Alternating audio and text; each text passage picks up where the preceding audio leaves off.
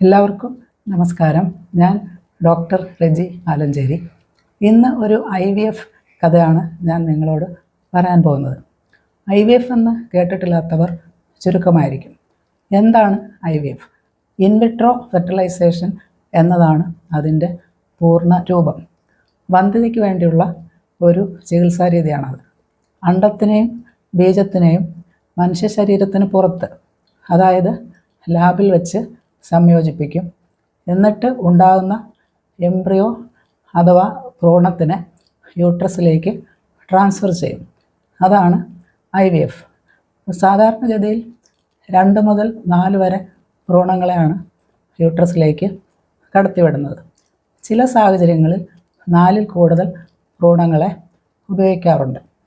ഇനി IVFൻ്റെ കോംപ്ലിക്കേഷൻസ് എന്തൊക്കെയാണെന്ന് നോക്കാം. ഒന്ന്, മൾട്ടിപ്പിൾ പ്രഗ്നൻസി, അതായത് ട്വിൻസ്, ട്രിപ്ലെറ്റ്സ് ഒക്കെ പോലെയുള്ള മൾട്ടിപ്പിൾ പ്രഗ്നൻസി ഉണ്ടാവാൻ സാധ്യതയുണ്ട്. 2, എക്ടോപിക് പ്രഗ്നൻസി അഥവാ ട്യൂബൽ പ്രഗ്നൻസി. അതിനുള്ള സാധ്യത IVF ചെയ്യുന്നവരിൽ കൂടുതലാണ്. പിന്നെ 3, പ്രീ ടേം ഡെലിവറി, അതായത് മാസം തികയാതെ ഉള്ള പ്രസവം. അതും IVFൽ കൂടുതലായിട്ട് കാണാറുണ്ട്. ഇതൊക്കെയാണ് IVFൽ കാണുന്ന സാധാരണ പ്രശ്നങ്ങൾ. ഇനി IVFൽ മൾട്ടിപ്പിൾ പ്രഗ്നൻസി ഉണ്ടാകുമ്പോൾ അതിനെ എങ്ങനെയാണ് മാനേജ് ചെയ്യുന്നതെന്ന് നോക്കാം. 3 കുഞ്ഞുങ്ങളിൽ കൂടുതൽ യൂട്രസിൽ വളർന്നാൽ അത് അമ്മയ്ക്കായാലും കുഞ്ഞുങ്ങൾക്കായാലും വളരെ ബുദ്ധിമുട്ടാണ്. അപ്പോൾ കൂടുതലുള്ള കുഞ്ഞുങ്ങളെ ഒഴിവാക്കുകയാണ് ചെയ്യുന്നത്. ഏകദേശം 12 ആഴ്ച വളർച്ചയുള്ളപ്പോഴാണ് ഈ പ്രൊസീജിയർ ചെയ്യുന്നത്. മൾട്ടി ഫീറ്റൽ പ്രഗ്നൻസി റിഡക്ഷൻ എന്നാണ് അതിന് പറയുന്നത്. 12 ആഴ്ച ആകുമ്പോൾ കുഞ്ഞുങ്ങളുടെ പല ഡിഫക്ട്സും നമുക്ക് മനസ്സിലാക്കാൻ പറ്റും. അപ്പോൾ വളർച്ച കുറഞ്ഞതോ എന്തെങ്കിലും ഡിഫക്ട്സ് ഉള്ളതോ ആയ കുഞ്ഞുങ്ങളെയാണ് ഒഴിവാക്കുക. ഇനി എല്ലാ കുഞ്ഞുങ്ങളും ഒരേപോലെ ഹെൽത്തി ആണെങ്കിലും ആരെങ്കിലുമൊക്കെ ഒഴിവാക്കേണ്ടി വരും.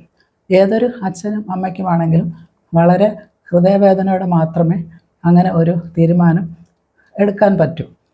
ഇനി പ്രഗ്നൻസി റിഡക്ഷൻ എങ്ങനെയാണ് ചെയ്യുന്നതെന്ന് നോക്കാം.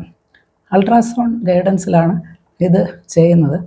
അൾട്രാസൗണ്ട് ഗൈഡൻസിൽ ഒരു സൂചി യൂട്രസിലേക്കും പിന്നെ നശിപ്പിച്ച് കളയേണ്ട ഗർഭസ്ഥ ശിശുവിലേക്കും കടത്തിവിടും. പിന്നെ പൊട്ടാഷ്യം ക്ലോറൈഡ് പോലെയുള്ള ചില മരുന്നുകൾ ആ കുഞ്ഞിലേക്ക് ഇഞ്ചെക്റ്റ് ചെയ്യും. അപ്പോൾ ആ കുഞ്ഞിൻ്റെ ഹാർട്ട് ബീറ്റ് സ്റ്റോപ്പ് ചെയ്യും. യൂട്രസിൽ 5 കുഞ്ഞുങ്ങൾ ഉണ്ടെങ്കിൽ 2 പേരെയെങ്കിലും കളയേണ്ടി വരും. അപ്പോൾ ഇനി ഞാൻ ആ കഥ പറയാം.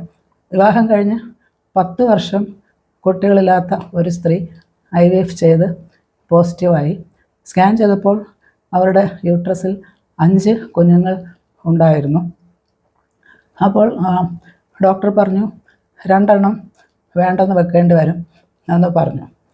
അപ്പോൾ ഈ ഗർഭസ്ഥ ശിശുക്കളുടെ അപ്പൂപ്പൻ ഒരു ആഗ്രഹം പറഞ്ഞു. ഡോക്ടറെ, 2 ആൺകുട്ടികളെയും ഒരു പെണ്ണിനെയും നിർത്തിയിട്ട് ബാക്കിയുള്ളത് അങ്ങ് കളഞ്ഞേക്കുന്നു. അതല്ലെങ്കിൽ 3 ആൺകുട്ടികളാണെങ്കിലും കുഴപ്പമില്ല, ബാക്കി അങ്ങ് കളഞ്ഞേക്ക് എന്ന് അങ്ങേര് പറഞ്ഞു.